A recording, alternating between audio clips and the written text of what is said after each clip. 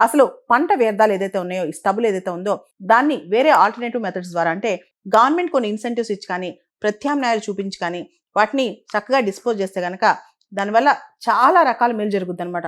ముఖ్యంగా ఇక్కడ CAQM commission for air quality management వాళ్ళు ఇచ్చిన ఏదైతే రూల్స్ ఉన్నాయో అవన్నీ పక్కన పెట్టేశారనమాట.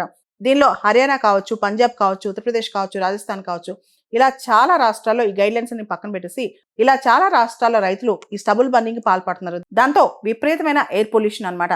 దీనికి సంబంధించి అంటే స్టబుల్ బర్నింగ్ జరగకుండా రకరకాల ప్రత్యామ్నాయాలు ఏంటి, ఆల్టర్నేటివ్స్ ఏంటి అని ఆలోచిస్తే కనుక పంటను ఎప్పుడు నాటాలి, ఈ 3 పంటలు ఎప్పుడు వేయాలి, దాని గ్యాప్ ఎంత ఉండాలి, ఒక క్యాలెండర్ ఫిక్స్ చేయాలి. అంటే ఫార్మర్స్ అరెస్ట్ చేస్తే సొల్యూషన్ రాదు, ప్రాపర్ క్యాలెండర్ని ఫిక్స్ చేయాలని చెప్పి.